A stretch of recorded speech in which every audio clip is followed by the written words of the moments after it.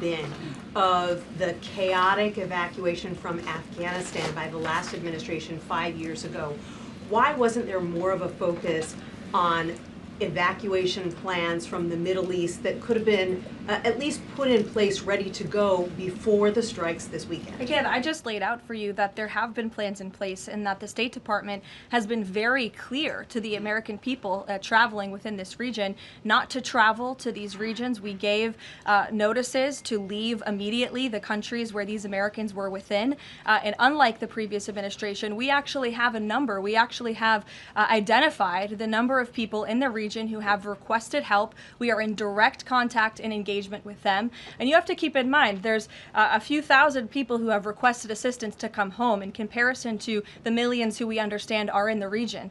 So we will help every single American who wants to come home if they're making that request of the State Department. But Americans who called the State Department hotline as recently as last night were being told, we can't help you, you have to make your own plans. Well, the line was updated, and I expect every single person in this room to report on that accurately, so that information can be relayed appropriately to your audiences and to the American people.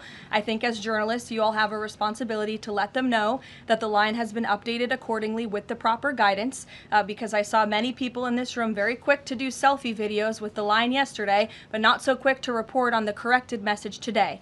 So that is something the administration quickly worked to address, and we have fixed that problem. However, we're also pointing to people to the website, again, to register so that we know exactly where you are. So when there are commercial flights moving into that area, when there are chartered flights moving into that area, we can get Americans on planes as quickly as possible. Do you have any details on how many charter flights have been able to get out of the region so far with Americans on board? I don't have an exact count for you, but I know that we're working on chartering many flights. As soon as we were doing it yesterday, we're doing it again today. And you should not expect us to detail exactly when these flights are taking off for obvious reasons. The Iranians have shown that they are not going to hesitate to target civilians in the region, which is completely intolerable. But for safety and security reasons, we're not going to be broadcasting when flights full of Americans are going to be taking off, obviously. Danny. At the top there, you said that the Iranian regime is being absolutely crushed. Can you explicitly say then whether or not regime change is a goal of President Trump's operation?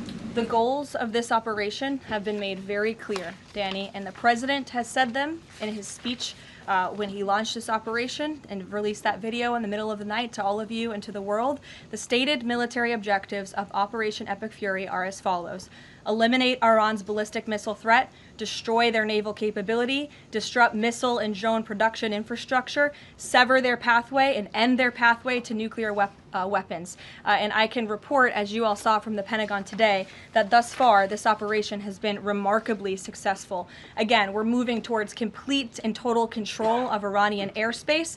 We have continuous 24/7 strike operations ongoing.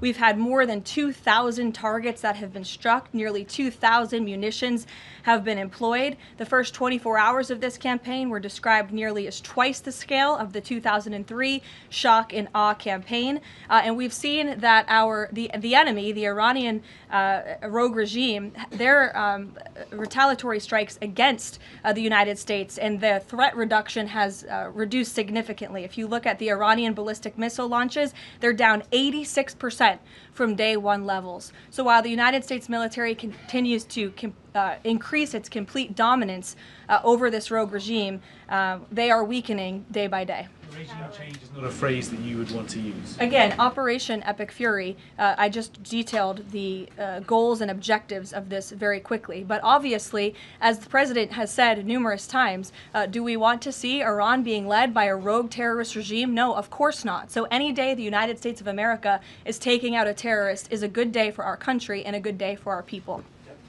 Given that point that you just make about the United States wouldn't mind seeing the government overthrown, certainly President Trump has talked about wanting to see Iranians overthrow the government. Has the president considered at all kind of how he views a U.S. role, if any, in Iran post-conflict? I think it's something the president is actively considering and discussing with his advisors and his national security team. But again, right now, the focus, minute by minute, hour by hour, day by day, is on ensuring the quick and effective success of Operation Epic Fury.